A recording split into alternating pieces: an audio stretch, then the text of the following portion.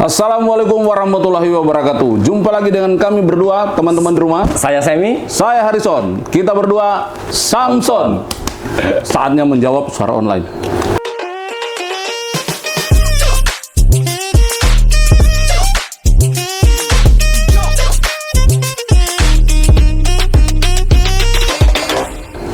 Nah, Sam, ini kan beberapa hari terakhir ini nih ada satu video cukup viral ya.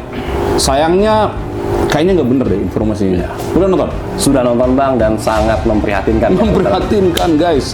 Karena ini bisa tersesat orang nih kalau percaya video ini. Nah, supaya teman-teman di rumah bisa mengikutinya dan tidak ikut-ikutan tersesat, yuk kita simak satu-satu. Tolong dikomentarin ya. Siap. Kita komentar Bang.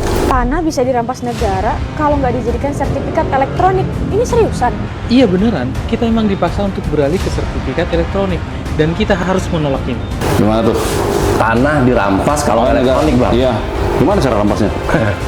Ini agak menggelitik ya Bang ya. Padahal kayak kita dari awal kita sudah mensosialisasikan program sertifikat elektronik ini, kan kita sudah menginformasikan bahwa prosesnya panjang, dilakukan validasi, kemudian diterbitkan sertifikat elektronik oleh kantor pertanahan. Itu pun kita sudah umumkan bahwa sertifikat penangguh lama masih tetap berlaku. Tidak akan ditarik oleh pemerintah. Berlaku Bapak Ibu. Apalagi tanahnya ya Bang. Nggak mungkin ujuk-ujuk pemerintah kemudian mengambil alih tanah masyarakat. Bagian perampasan oleh negara itu rasa-rasanya tidak mungkin ya guys, karena pendaftaran tanah itu masapnya dua. Satu penguasaan fisik, satu secara yuridis. Jadi yuridis lah itu yang kemudian menjadi elektronik, tapi tanahnya kan tidak pernah menjadi elektronik. Betul. Penguasaan fisiknya masih loh. Jadi gimana cara rampasnya? Hoax. Benar. Itu hoax. Kenapa ditolak? Bukannya bagus data disimpan secara digital? Justru digital itu tempat yang paling tidak aman. Ada banyak kejadian pemerintah nggak beres ngurusin data digital. Ingat kebocoran data KPU, NPWP, Pusat Data Nasional, paspor. Oke Bang, sebenarnya kalau kita bicara masalah alih media data ya, dari dulu menjadi analog menjadi elektronik, itu kan sebenarnya menguntungkan dua pihak Bang. Yang diuntungkan pertama adalah satu, dari pihak pemerintah, kita punya data digital elektronik yang mutakhir. Kemudian dari sisi masyarakat pun juga akan lebih safe lah datanya. Karena apa? Karena memang masyarakat yang mempunyai bidang tanah yang sertifikat udah elektronik, ini bisa dapat informasi yang up to date Bang. Misalnya saya Bang, bidang tanah saya udah elektronik, kemudian pada saat Abang mau melakukan blokir, saya akan dapat notification seperti itu. Dan tentunya saya juga bisa pantau Bang sertifikat tanah saya melalui Sentuh Tanahku. Aplikasi ya? Aplikasi. Jadi kalau ada perubahan apa-apa di dalam sertifikat atau data elektronik, langsung ternotifikasi? Notifikasi Bang. Ke akun yang bersangkutan? Jadi nggak mungkin dong sesuatu yang diam-diam terjadi? Tidak mungkin. Dan jangan khawatir Bang, sertifikat tanah yang bisa dicek oleh seseorang itu adalah yang memang haknya. Jadi saya hanya bisa mengecek, ada otorisasi data, ada otorisasi di situ. Saya tidak bisa ngecek bidang tanahnya Bang Aris sama bidang tanahku. Seperti itu. Ya kalau khawatiran ini sih menurut saya agak berlebihan ya. Buktinya kita aja naruh duit kita di bank manapun kita santai-santai aja. Kita nggak pegang buku tabungannya, kita cuma pegang ATM. Kadang-kadang ATM pun nggak punya, tapi duitnya ada tersimpan di sana. Dan karena ada otorisasi, ada kewenangan masing-masing yang bisa mengecek hanya yang bersangkutan, dan apapun yang terjadi dalam sistem diberikan notifikasi dalam akun Sentuh Tanahku yang bersangkutan. Jadi sekali lagi yang nomor 2 ini juga kayaknya statementnya tidak benar. Tidak benar. Lanjut. Bukannya sertifikat elektronik itu mempermudah akses? Mempermudah akses untuk siapa? Ya untuk kita lah. Kan gampang tinggal cek aplikasi Sentuh Tanahku. Omong kosong. Sertifikat digital itu cuma mempermudah akses untuk mafia tanah. Ini nggak ngerti nih yang ngomong. Jangan-jangan belum pernah download dan pakai aplikasi Sentuh Tanahku juga nih Bang. Ngerti. Ya nggak mungkin lah orang delete sembarangan, nggak mungkin Pak. Itu ada otorisasi yang sudah diatur. Jadi Anda itu di kantor itu kan ada bidang-bidang yang mengurus bagian apapun. Dan untuk melakukan sebuah pencatatan itu tidak bisa dalam satu sentral pencatatan. Itu ada mulai dari kapan dia masuk permohonan itu, kapan dia dicatat, mulai berproses, kapan dia selesai. Itu ada tahapannya. Kemudian dalam penyimpanannya pun ya seperti saya bilang tadi, penyimpanan di elektronik itu kan mencatat seluruh riwayat ya. Jadi kalau ada apa-apa terkait dengan perubahan data atau peralihan, itu pasti akan ternotifikasi. Jadi nggak ada sesuatu yang dengan gampang bisa di-del. Justru masyarakat dipermudah nih, jangan? Untuk informasinya. Dan kalau sudah tercatat seperti ini, mana yang lebih ditakutkan? Sertifikat dibawa orang, dirubah-rubah, dibikin aspal, hilang atau terbakar, atau yang ada pangkalan datanya yang bisa dijaga oleh pemerintah juga datanya. Gitu. Jadi mungkin kita perlu sampaikan juga ya Bang, kalau kita sudah konversi dari data sertifikat analog menjadi elektronik ini, kita melakukan pemutakhiran data di pangkalan data kita. Ya. Sehingga data yang ada di pangkalan data kita adalah benar-benar data real pemilikan pemegang hak atas tanah yang terakhir ya Bang, seperti itu. Nah, kemudian juga perlu kita informasikan juga bahwa di Sentuh Tanahku ini juga akan menampilkan informasi maupun notifikasi apabila bidang tanah yang sudah kita daftarkan secara elektronik ini akan dilakukan pemeriksaan data, Bang. Seperti misalnya ada blokir, ada orang memblokir tanah kita akan dapat notifikasi, kita bisa mengkonfirmasi hal ini ke kantor pertanahan.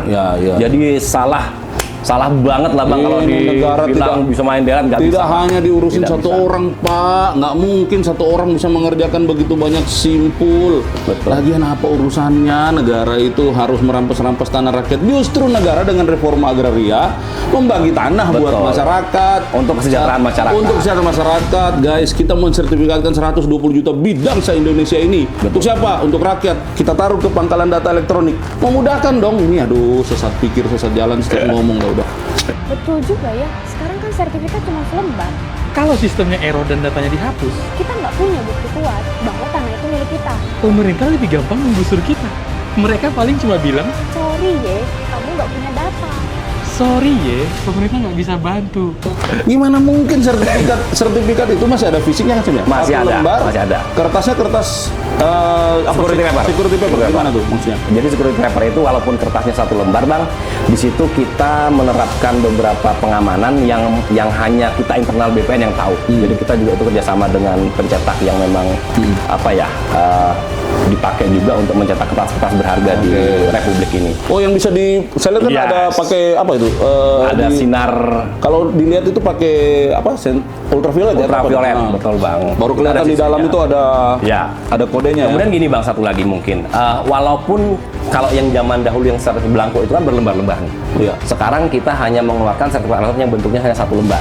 Tapi kita tidak menghilangkan informasi apapun Bang di pangkalan data kita. Informasi sama dengan Ya. sertifikat analog itu. Betul. Jadi memang di sertifikat elektronik ini kita hanya menampilkan terkait dengan informasi pemberian hak pertamanya dan status proses pemeliharaan data terakhirnya. Tetapi kita di database kita di pangkalan data kita tetap menyimpan Bang riwayatnya seterusnya.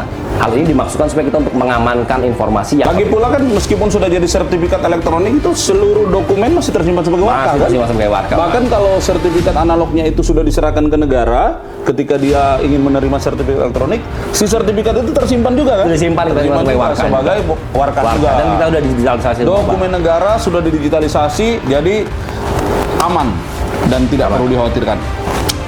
Jadi siapa yang diuntungkan dengan sertifikat digital? Mafia tanah, pemerintah, dan developer besar. Nah, karena mereka bekerja sama membangun proyek besar. Menggusur akan jauh lebih mudah kalau sertifikat sudah digital. Tinggal tekan delete untuk mengusir pemilik tanah. Ini video ada gusur, ada delete. Kayaknya gampang banget ya Bang ya. Pak, negara tuh kalau mau bikin proyek itu namanya pengadaan tanah. Tanahnya dibeli oleh negara, dibayar mahal. Tanya itu yang punya tol, tanya itu yang punya tanah-tanah yang kemudian jadi bendungan dan lain sebagainya. Aduh, jahat banget sih ini. Jadi walaupun memang Bang, tanah ini kan dikelola negara juga tidak sekonyong-konyong terus menindas rakyat, tidak akan mas seperti itulah. Justru negara itu dalam konsep ingin mensejahterakan rakyat, memikirkan dari mana sumber-sumber pertanahan yang sah secara undang-undang dapat diberikan kepada warga masyarakatnya. Itu, dan mana yang sebelum bersertifikat disertifikatkan. Supaya apa? Supaya Bapak dan Ibu memiliki kepastian hukum. Betul. Kemudian kalau memang membutuhkannya untuk kolateral bisa dimanfaatkan. Kemudian supaya nanti tanahnya itu kalau nanti misalnya akan ada pembagian, warisan dan lain sebagainya sudah jelas karena hitungannya ada di dalam sertifikat, gitu loh. Jadi yang paling diuntungkan masyarakat. Semua proses yang berkepentingan dengan apa yang menjadi keinginan masyarakat otomatis akan lebih mudah dan lebih cepat. Ini juga mau memangkas proses yang katanya terlalu lama itu kan, Sam? Jadi jangan seuzon dengan pemerintah, yakinlah pemerintah selalu memperhatikan kesejahteraan masyarakat. Ya. Oke, ada lagi nggak nih ya? Oh, itu alasannya. Pantesan kita nggak dikasih lagi sertifikat lengkap. Sebetulnya ini bagian dari digitalisasi total dan inisiasi The Great Reset. Tanah, properti, dan semua aset akan dikembalikan lewat sistem digital. Datanya bisa dimanipulasi, diblokir, atau diambil alih hanya dengan satu klik. Setelah Great Reset, kita nggak bisa lagi dong punya tanah sendiri. Nggak ada lagi SHM. Kita berlangganan tanah sama seperti berlangganan Netflix.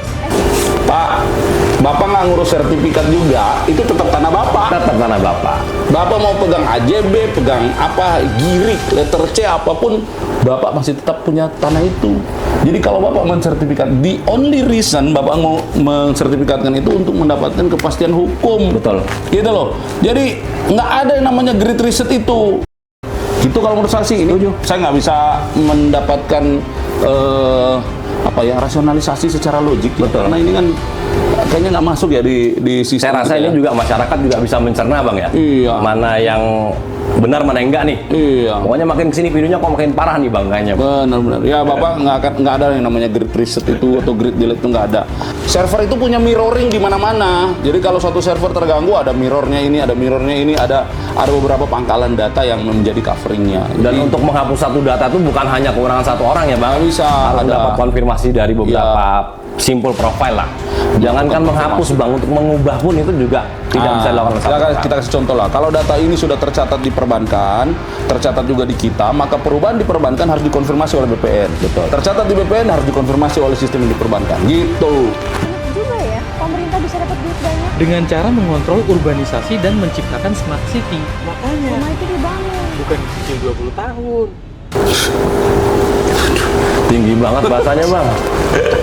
Pemerintah tuh dapat uangnya dari mana? Dari devisa, dari pajak gitu ya. Bukan dari yang begini-begini, malah pemerintah keluar duit bikin sistem seperti ini. Betul. Memastikan Investasi yang besar, ya, kemudian mensertifikatkan tanah masyarakat. Ini kan butuh resource ya. Jadi kalau pemerintah enak, yakin saja rakyat pasti lebih enak. Karena pemerintah itu bekerja untuk rakyat. Tidak ada satupun pemerintah yang bekerja untuk dirinya sendiri. Untuk apa? Ya pasti untuk masyarakat kan. Jadi kalau hari ini Kementerian atau BPN merubah sistemnya menjadi digital atau electronic base, pasti untuk Ya. masyarakat. Jadi perlu kita sampaikan juga betapa besarnya investasi negara kepada Kementerian ATR BPN bang, khususnya dengan pemantauan informasi komunikasi ini. Tujuannya adalah satu, kita memberikan layanan yang lebih cepat, lebih efektif, dan lebih transparan kepada masyarakat. Yes. Jadi tidak ada keuntungan, karena kita kementerian ini kan bukan suatu kementerian yang sifatnya profit oriented ya bang bukan ya. profit oriented. Kita sifatnya pelayanan. Pure pelayanan Service masyarakat. kepada masyarakat. Services. Seperti itu. Kalau ada kurang-kurang, silakan dikritik, diberi masukan, tapi janganlah membawa sesuatu yang menyesatkan, apalagi berharap mendapatkan keuntungan dari Aduh. konten-konten seperti ini. Janganlah, please. Masih banyak bapak dan ibu di luar sana yang butuh pemerintah hadir melakukan legalisasi aset-aset mereka. Ya. Oke? Oke. Terima kasih. Semoga konten-konten yang beredar adalah konten-konten yang mengedukasi dan bukan konten-konten yang membuat masyarakat semakin Oke, tersesat. terima kasih. Saya Emi. Saya Harrison. Kami berdua Samson. Saatnya menjawab suara online.